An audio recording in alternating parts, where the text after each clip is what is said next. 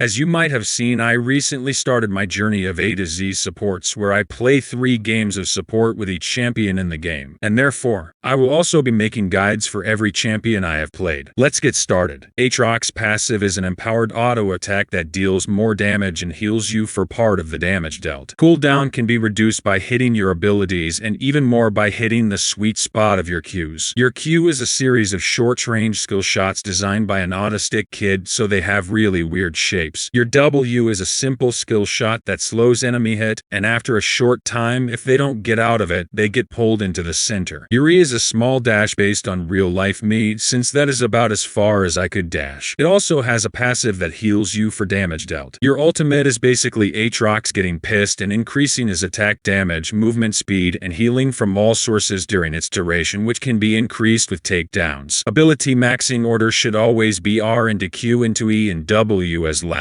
When it comes to Aatrox, there are actually several ways to play him as support. Each of these ways differs in the runes and items you build. The first one, and probably the best one, is the Glacial Augment one, where your main goal is to be actual support. You have 4 sources of crowd control in your kit, with 3 of them coming from your Q. Runes will be a Glacial Augment for that slow and damage reduction to your allies. Magical footwear for free 300 gold. Cookies for some lane survivability. If you didn't know, cookies restore more health to champions that don't use mana as a trade-off for missing out on the permanent max mana increase. And approach velocity for some movement speed boost. For secondary, you can either go Second Wind and Unfilching for survivability in their resolve tree, or you can go Tenacity and Triumph in the Precision Tree for the same reasons. Your job is to be a support, and therefore you will rush Evershroud so your allies deal more damage to enemies and also some tankiness. Then choose Tank Boots based on the enemy team. The rest of your build should focus on your tankiness, so any of the following will work. If you feel more supporty, you can go something like Knight's Vow, but I would not recommend it since, even with tank build, Aatrox isn't that tanky. Also, feel free to mix in some damage with off-tank items such as Guardian Angel or Death Dance. However, for more experienced Aatrox players who can actually hit their Qs, I would recommend a second option. The second option is the old school top lane build with Conqueror, Triumph, Tenacity, and Last Stand for those 1 to 101 second heals. Secondary runes that complement it well are Second Wind and Revitalize for more healing. Item build can go 2 ways.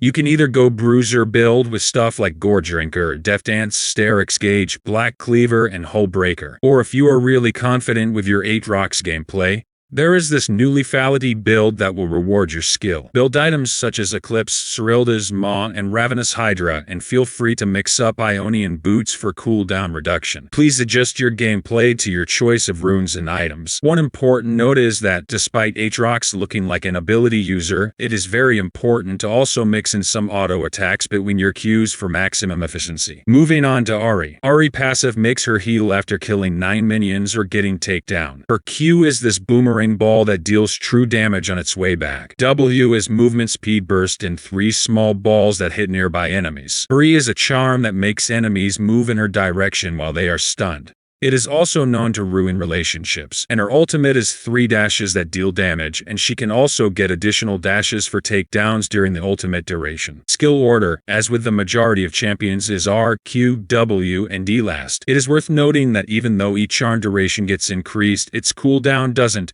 and you don't really need your charm to last longer to deal your damage burst. When it comes to build, there is the option to go Glacial Augment as well, but personally, I feel like you should go full AP carry support type of build with her. So I would go Electrocute, Cheap Shot, Eyeball Collection, and Ultimate Hunter. The first 3 are there for burst damage, and Ultimate Hunter allows you to make more plays with your RAR. For secondary runes, go Mana Flow Band for some mana sustain and Transcendence for better cooldowns and higher pentakill potential.